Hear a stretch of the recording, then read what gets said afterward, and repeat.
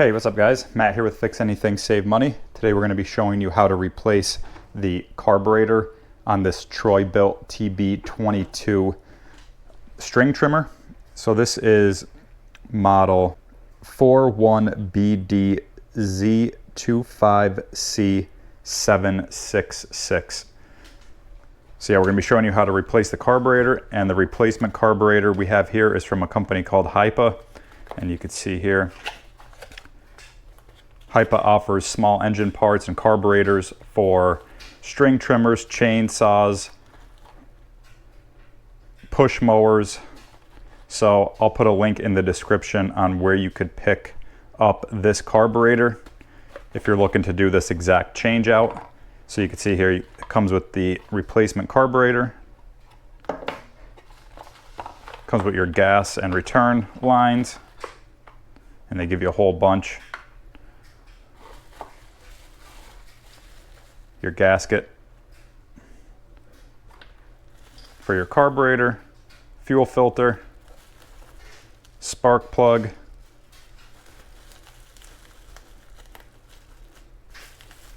they give you another little gasket or another little O-ring here, and then they also give you another priming bulb here.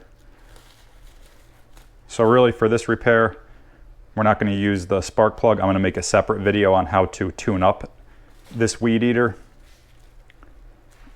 And that's going to show you the fuel filter replacement, the spark plug replacement, and then taking out the actual air filter. But you'll see the air filter in this video when I do it. So really all we're going to be using is this gasket, this carburetor, and then really we're not even going to be using these fuel lines they give us because they hook right back up. You can see here they go right into the carburetor, just like that. So these will fit this new carburetor, and as long as there's no damage to these lines, you could reuse these and save these lines for another repair or in case those lines get dry rotted. Okay, so that's what we're going to be, those are the parts we're going to be using. So we'll just keep these off to the side.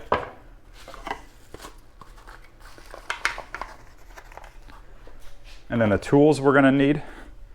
We're just going to need a flathead screwdriver, a pair of needle nose, a tiny little flathead, and then this star bit. You could either use the star bit or a flathead. Once we get to these bolts underneath the filter housing, you're going to see there's two bolts that go through the housing, through the carburetor and into the engine. So those bolts you could either remove with this T25 star bit, or you could use just a flathead. I'll show you what those bolts look like. And then another good thing to have is this oil catch pan. So we're just going to put the weed eater right into there because when we remove the fuel lines, we're going to have some fuel dumping out. We don't want it to get all over the place. So we'll get right into the repair here. And we'll just show you, this is the filter housing. And behind this housing is the two bolts I was talking about. So we'll show you how to remove this housing. And you can see here there's a little clip right here. So we're going to push that in. You could either do it with your fingernail or you could do it with a flathead. Just kind of push this clip in and then slide this back part of the housing out. So I'll show you what it looks like with a screwdriver. So you're just going to press it in, and then that clip removes, or that door opens. Or you could also do it with your finger, where you just press in right here. It's a little bit harder with your finger, but you could get it. Okay, so that's going to expose the air filter. Your air filter is right here. So while you have it out, you could take this and wash it in soapy water, let it air dry on a windowsill or something, and then just put it back in just like that. And then these two bolts are what we're after.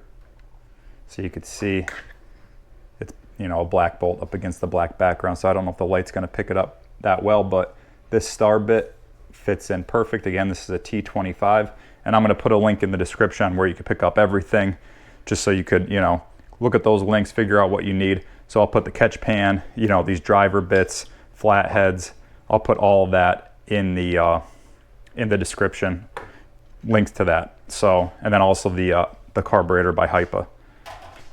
So the reason for the needle nose is if you want to, it's always good practice to remove the spark plug. You could do that with either a flathead and just kind of pry it up. Let me get over here so you could see. And you can see I have some electrical tape on the actual plug part. It was starting to get dry rotted and split, so I just threw some electrical tape on that. So what you're gonna do is just take the screwdriver or the needle nose.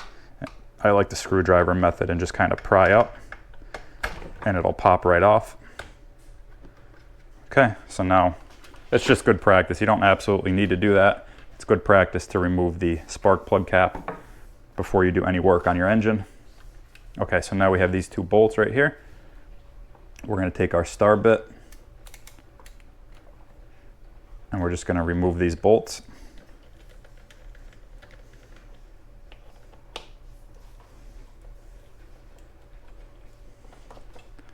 And you kind of want to just hold the carburetor back because, like I said, these bolts go through this filter housing, through the carburetor and into the engine.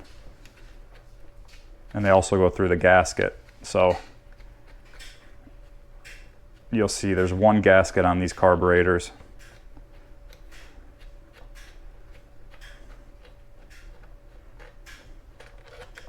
Okay, so we have this bolt out. And before we go any further, we could go ahead and remove this throttle cable. So to do that, you're just going to take this wheel, spin it up like that, and then maneuver, pretty much pull on this way, this little cable, and that's going to let you remove. You can see how there's a little hook on there. So then to reinstall it, you would just go like that. You could do that before anything. You could do that first if you want to. Okay, so we have our throttle cable removed. Now we're just going to take out our second bolt. And you can see this filter housing is going to come right off. So we'll set that off to the side.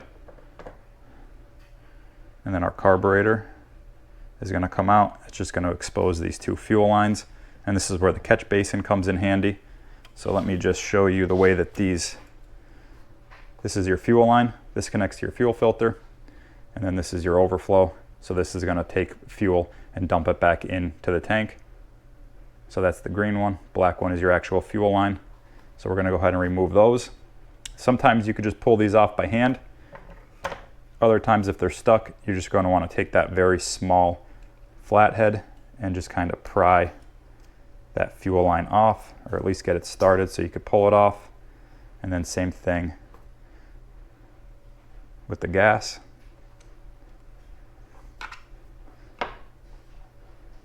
Okay. Sometimes these are a little difficult to come off, so just be patient with them. Kind of put the screwdriver on the back of this and just kind of push it that way.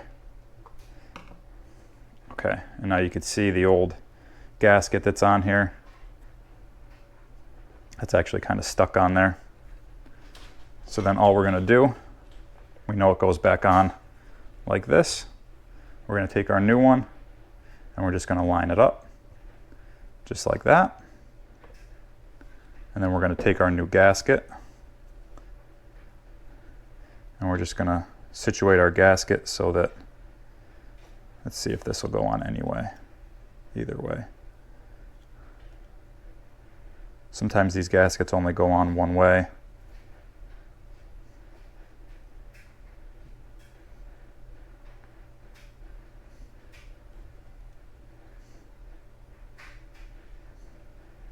Okay, that looks like the position. They pretty much go on. It could go on either way. It's a uniform gasket. Okay, so now we have our gasket. We could go ahead and connect our lines. So we know that this overflow is going to go onto here.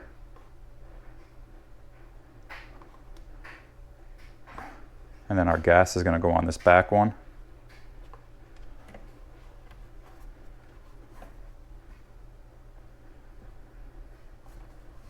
or I guess it's not really an overflow, it's more of a return. Okay, so our fuel lines are hooked up.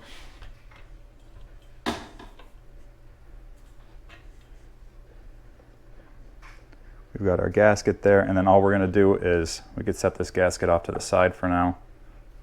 Set it on top there, just like that. Just set it down here actually. So we'll set our gasket down here, and then we're just going to take our housing and we're going to put our bolts through. This is the easiest way I found to do it. Put your bolts through, put your gasket on through the bolts.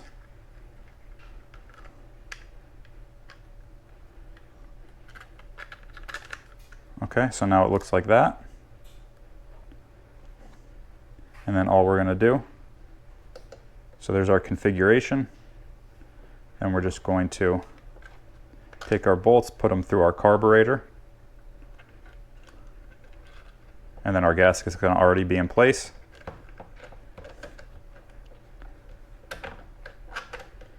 This is just a good way to line everything up the first time so you're not missing anything. Sometimes if you try to, you know, put the bolts through this filter housing and then, you know, line everything up, you might miss the hole for one of your gaskets or something, and then your gasket won't be on there correctly. Okay, and we just put it, you can see the bolts just went straight into this block, or straight into the engine. And then we could just hand tighten them down.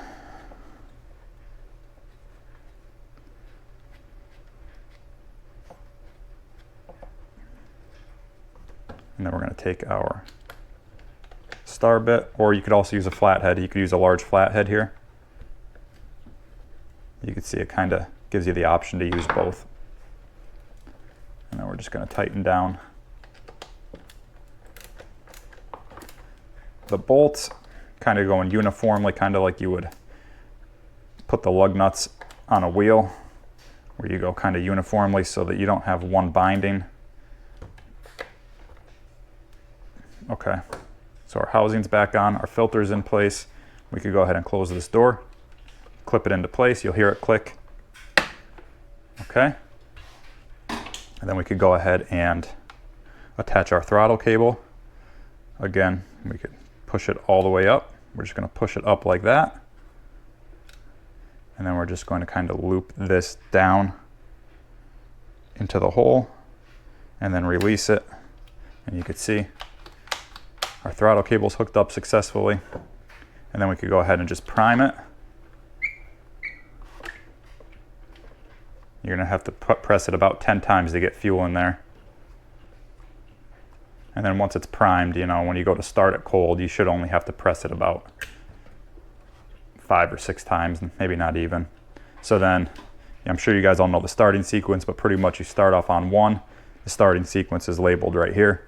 So it says move lever to 1, squeeze throttle, and then pull your pull start 5 times, move it over to 2, pull it, it should start and warm up, and then wait like 30 seconds to a minute on the second setting, and then once your engine's warm, you could crank it all the way over to 3, and then your engine should be warmed up, good to go. So yeah guys, that pretty much sums up how to replace the carburetor on this Troy-Bilt TB22 string trimmer. If you guys have any questions at all, be sure to reach out in the comments. I'll get back to you as soon as I can. Otherwise, be sure to check the link on the description where you can pick up this HIPA carburetor kit. It's a pretty neat kit. You know, they're affordable and they come with more than just the carburetor. They come with a bunch of stuff you could use in the future. So be sure to check that out. Also, if you have any other small engine parts you need, like I said, they offer parts for chainsaws, weed eaters, push lawn mowers. They have a bunch of Honda parts for push mowers. So yeah, be sure to check that out, but I'll put a link on where you could pick this one in particular up. So yeah guys, that pretty much sums up this video. Like I said, if you have any questions, be sure to reach out in the comments. Otherwise, be sure to like this video, be sure to subscribe to the channel. And yeah, thanks for watching. We'll see you next time.